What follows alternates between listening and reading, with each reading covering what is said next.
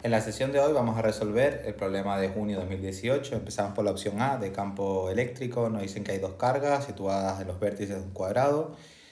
Y el apartado A nos preguntan por la intensidad del campo eléctrico en el punto A. Empezamos por la carga 1. Llamé a la carga 1 el dibujo que se encuentra a la derecha, la que se encuentra a la izquierda. En este caso lo primero es hallar el ángulo. Para ello sabemos que los lados de un cuadrado son 1, por tanto el ángulo es de 45 grados. Hacemos el camino más corto hasta el punto A, que es donde nos piden calcularlo.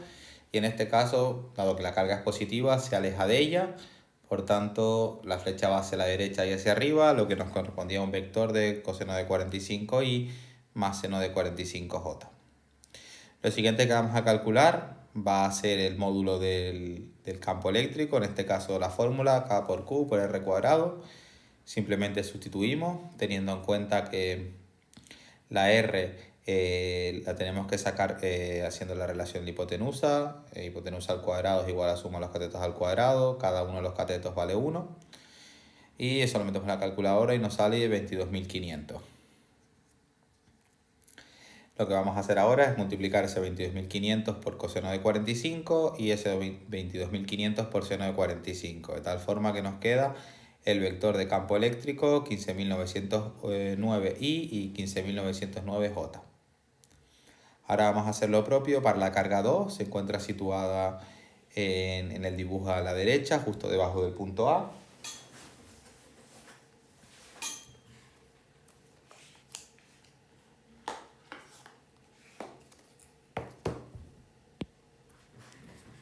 En este caso, la distancia más corta al punto A es esta de aquí, dado que la carga 2 es positiva, se aleja de la carga. Aquí en el examen aparecen las dos positivas, en la corrección aparece una de ellas negativas. He resuelto el ejercicio tal cual se ve en el examen de BAU.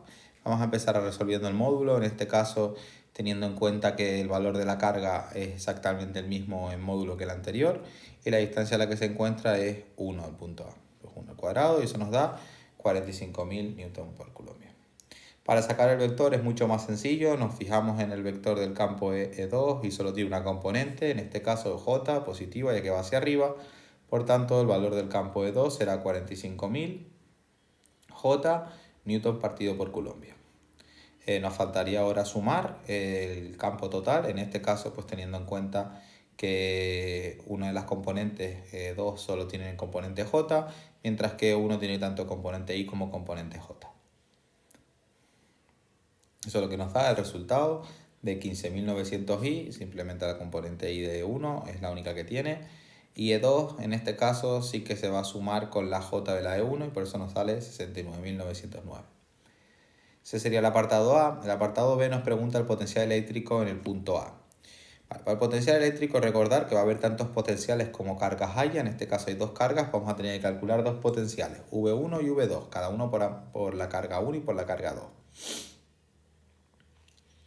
Simplemente conozco las distancias, son las mismas que habían calculado para el apartado A. Y en este caso pues simplemente saco factor común de las cargas. Esta de aquí sería la distancia que existe entre la carga Q1 al punto A. Recordad, hay que hacer hipotenusa. Y para la otra, simplemente teniendo en cuenta que está a 1 de distancia. Ya calculo el potencial en voltios. Ahora nos pide llevar una carga desde el punto A hasta el punto B. Para ello lo que tenemos que calcular primero de todo es el potencial en B.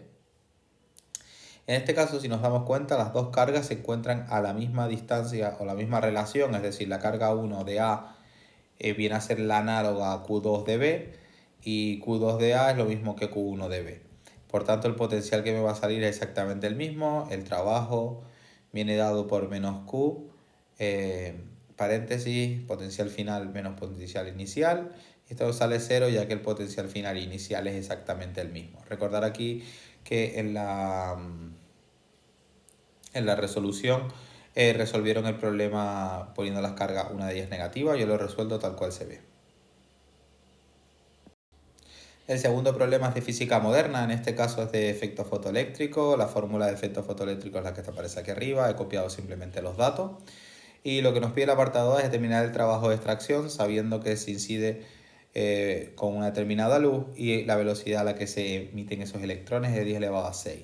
Simplemente como nos piden el trabajo de extracción, despejo de la energía del efecto fotoeléctrico, pongo todo en función de lo que conozco, la energía es igual a la constante por la frecuencia, ambos datos los conozco, y un medio de la masa por la velocidad al cuadrado de los electrones emitidos. Recordar, aquí existen los fotones, que son los relacionados con la E incidente, y los electrones relacionados con esos electrones que logras arrancar del metal.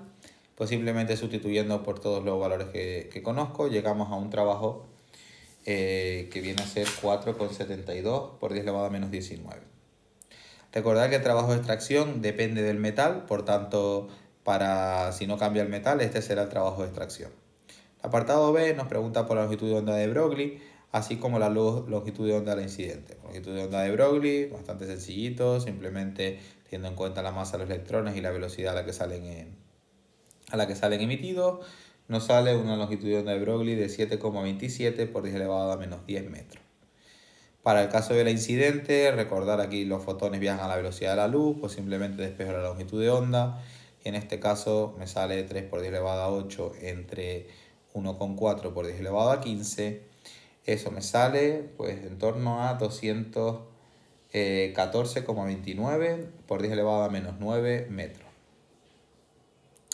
El apartado C, en este caso lo que nos dice es que se hace incidir una nueva luz monocromática, en este caso lo que nos dan es la longitud de onda, y nos pregunta ahora por la velocidad de los electrones emitidos. Nada, pues simplemente cambia la energía con la que se incide, ahora en este caso nos da la longitud de onda, por tanto lo que vamos a hacer es poner esa frecuencia en función de la longitud de onda, teniendo en cuenta la relación vista de aquí. Despejo, la energía cinética es lo que quiero calcular, pues simplemente despejo todos los valores. La constante de Planck por 3 por 10 elevado a 8, que es la velocidad de la luz, partido por la longitud de onda nueva, 10 elevado a menos 8, y recordar, el trabajo de extracción no cambia si no cambia el metal, por tanto es el mismo del apartado A. Esto me daría una energía cinética de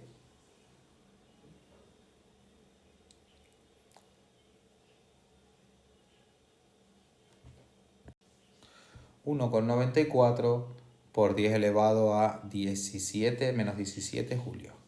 Conozco la energía cinética, en este caso hoy conozco también la fórmula. La energía cinética es un medio de la masa por la velocidad al cuadrado, por lo único que tengo que hacer es despejar la velocidad. En este caso, energía cinética partido por un medio de la masa. Ambos valores ya los conozco, la masa en este caso es un dato, la energía cinética la calculé justo anteriormente, y eso me sale una velocidad de 5,81 por 10 elevado a 6 metros por segundo. Comenzando por la opción B, en este caso nos dan un problema de campo gravitatorio, nos dicen que la masa del planeta es 2 veces la masa terrestre y el radio del planeta es la mitad del radio terrestre. Nos dan así también la velocidad de lanzamiento y nos preguntan por la velocidad de escape. Entonces lo que hacemos es sustituir la velocidad de escape, pues conociendo que es 2gm partido por r y que la masa del planeta nuevo y el radio del planeta también lo conocemos, pues simplemente calculamos una velocidad de escape y vemos si logra escapar, porque nos dan aquí una velocidad con la que se lanza, 18 km por segundo, que yo lo pasé a metros por segundo. Eso me sale una velocidad de escape de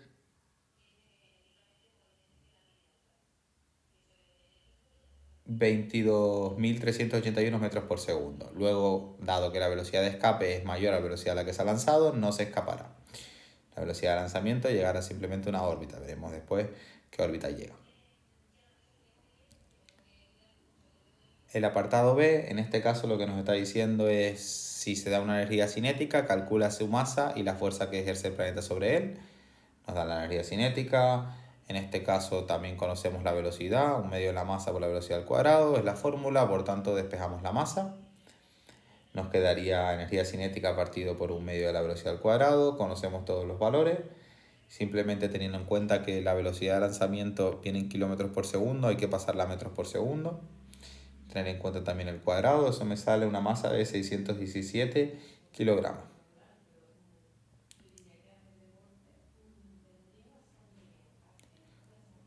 Fuerza gravitatoria, pues aquí estamos hablando de que viene dado por la expresión G partido por el producto de las dos masas partido por r cuadrado, la distancia a la que se encuentran. Pues simplemente vamos a calcular la fuerza, en este caso con el satélite todavía en la superficie del planeta, teniendo en cuenta que la masa del satélite la calculamos en el apartado anterior y la del planeta es un dato, es 2 veces la masa terrestre que viene aquí al final enunciado.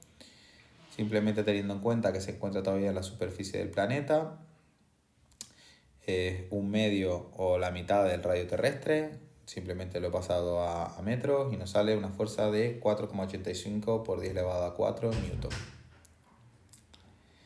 El apartado C lo que nos pide calcular es el radio de la órbita. Entonces, para calcular el radio de la órbita tenemos en cuenta que se ha lanzado con una velocidad de lanzamiento. Escribimos la fórmula de velocidad de lanzamiento teniendo en cuenta que es 1 partido la raíz de 2g, la masa del planeta, y dentro de los paréntesis va el radio inicial menos el radio final, es decir, desde donde lo lanzas hasta donde llega. En este caso, pues lo que queremos despejar es el radio final. Nos quitamos la raíz cuadrada, el 2g me pasa dividiendo, y lo siguiente que vamos a hacer es este 1 partido por r lo pasamos para la izquierda, la velocidad de lanzamiento y 2 partidos g me lo pasamos hacia la derecha, e intercambiamos, da que el radio final se encuentra el denominador, sustituimos,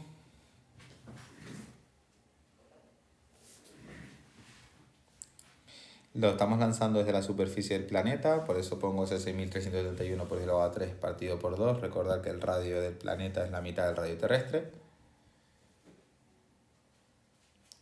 La velocidad de lanzamiento es un dato y 2gm también es un dato que ya conocemos. Y eso me sale una distancia de órbita de 9,02 por 10 elevado a 6 metros.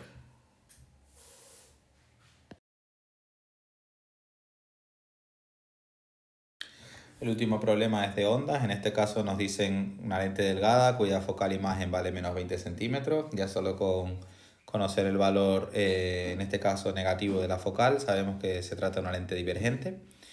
Recordad que para la potencia siempre se tiene que calcular la focal en metros, pues simplemente menos 20 centímetros menos 0,2 metros, y eso nos sale 5 dioptrías. La lente en este caso pues es divergente, ya que es una focal, en este caso imagen, y es negativa, menor que 0.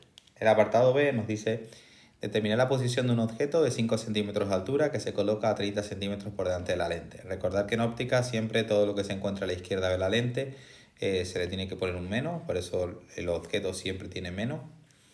Pues simplemente ecuación fundamental, despejo en este caso S' para conocer dónde se encuentra la imagen, conozco la focal y conozco también dónde se encuentra el objeto. Pues sustituyendo simplemente me sale la imagen a menos 12 centímetros. Lo siguiente que me pide es hacer el trazado de rayos. Simplemente tenemos en cuenta una lente divergente, que el objeto se encuentra por detrás de la focal, el rayo que pasa por el centro no se desvía, el rayo que viene paralelo corta en F'. Entonces, como vemos, se forma la imagen a menos 12 centímetros de la lente. En este caso la imagen es menor que el objeto y la imagen es derecha. Lo mismo que nos salió, bueno, en este caso simplemente lo calculamos con la distancia de la imagen, con la ecuación fundamental, y nos salió a la izquierda. El apartado C, en este caso, nos dice que determinemos el aumento lateral de un objeto de 5 centímetros de altura que se coloca ahora a 10 centímetros por delante de la lente. Entonces ahora S pasa a ser menos 10. Recordar siempre que todo lo que se encuentra a la izquierda es negativo. Sustituyendo la misma F', a S' nos sale menos 6,6 centímetros. Recordar eso, que el objeto se encuentra a menos 10 centímetros y la F' no cambia. En este caso el aumento lateral viene dado por S'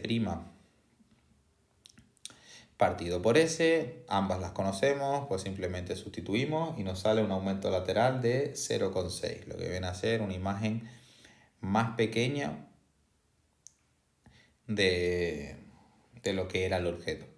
Hacemos el trazado de rayos, lente divergente, en este caso la F' se encuentra detrás del objeto, lo mismo, el rayo que pasa por el centro no se desvía, el rayo que viene paralelo corta en F', Y como la prolongación no se cortan los trazados hacia atrás. En este caso vemos como S' nos sale también negativo.